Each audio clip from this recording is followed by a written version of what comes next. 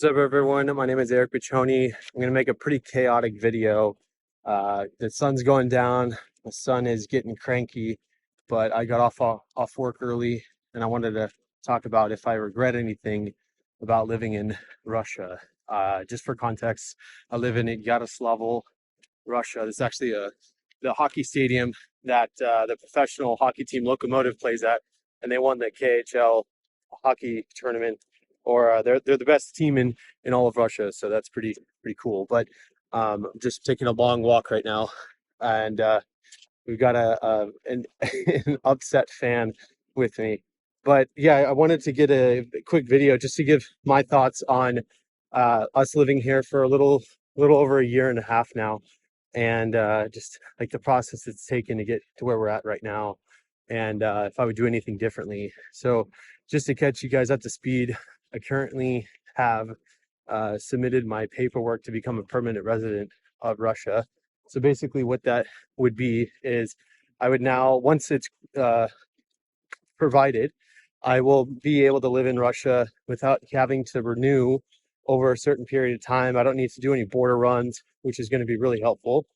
And ultimately, I went to do a lot of things. It was an extremely strenuous process from start to finish to do this. So I had to get medical checks. I went to make sure that I don't have any diseases, and we have 2 kids. So I needed to provide proof that my son was was born in Russia, as that's really the grounds for how I'm even able to get permanent residency, or what's called a VNJ. So we had to get proof that he is my son, proof that our daughter is mine. So we had to translate her documents, notarize them. We had to get my background check basically sent directly from Washington over here. And the craziest part of that is it almost wasn't accepted, even as a federal document, because it said the word Texas in it. So they wanted the word federal, or like countrywide, cleared, basically meaning that I don't have any criminal history. So that was a bit of a hiccup that we almost ran into, but we're all good there. And the funniest one to me was we translated my passport 3 different times because they wanted it word for word, even with the unimportant miscellaneous words in between the pages that nobody reads, all that Latin. They wanted that translated word for word. They wanted the stamps all translated. It was very detailed, which in hindsight I appreciate, because it means that they actually want legitimate people going through the right process the right way in their country. Because I think anyone that lives in a foreign country and it's doing it the right way, it should be difficult, because it's not an easy task to live in another country if you're doing it the right way. So passport was very brutal. The marriage certificate was another fun one, because we got married in Texas, and I guess Texas just does it so different than everyone else. But on the marriage license, it said like marriage permission instead of marriage certificate. So that like little translation error or miscommunication made it harder for the person working on our case to accept it, because it needs to be exactly the way they need it.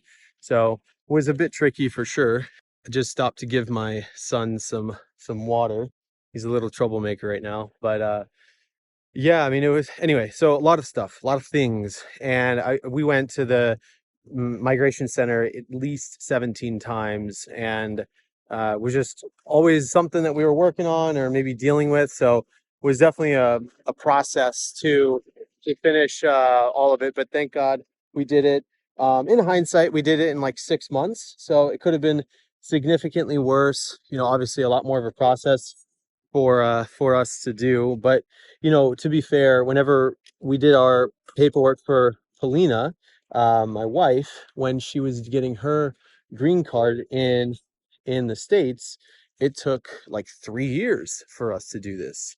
So, to me, to get a permanent residency in approximately 6 months is not too shabby, as opposed to 3 years, because we actually had to mail our governor in Texas to get things finalized. But anyway, so all that to say, do I regret living in Russia, and would I do anything differently?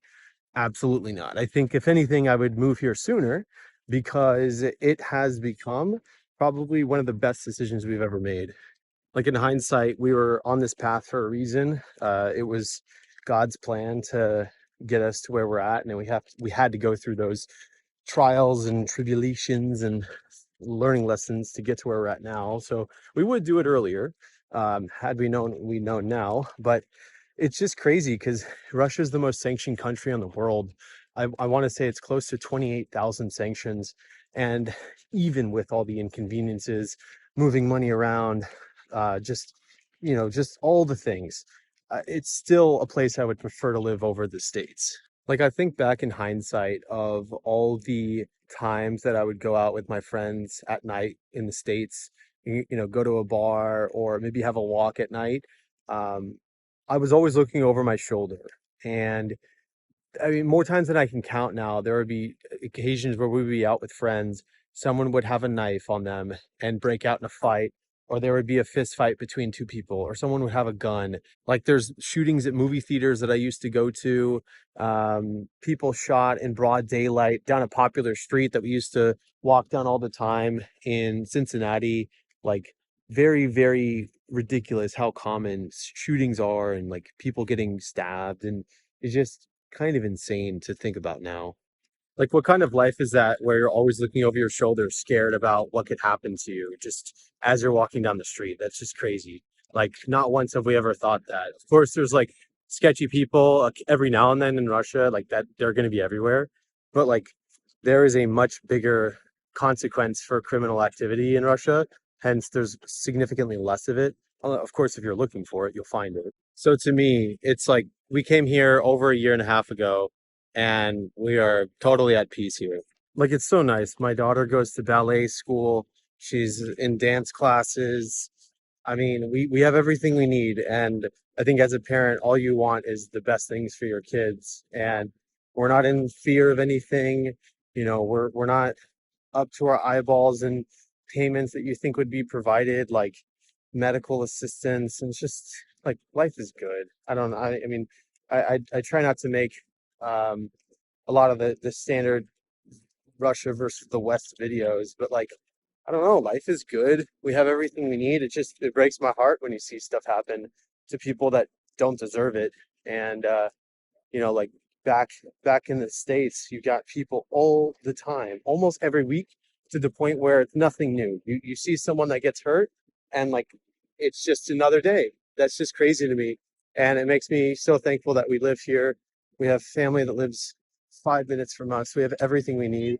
Very thankful to be in this country. So, for anyone that's looking for maybe another option, another alternative, and you feel like the States is just, maybe the West in general is going downhill, give Russia a try. I mean, look into it. It's not easy to come here, but at the same time, nothing in life is easy. So Yeah, so I'm changing the scenery. The lighting was getting pretty bad, but it's funny because I think back about a couple years ago. Like, I came to Russia in 2017, not having known anything about the country other than just meme YouTube videos, people driving tanks in the streets, drinking vodka from the top of an apartment, rope swinging from one apartment to the next, like very crazy videos of Russian people. And, I wouldn't have come back again later in the same year if I didn't enjoy it.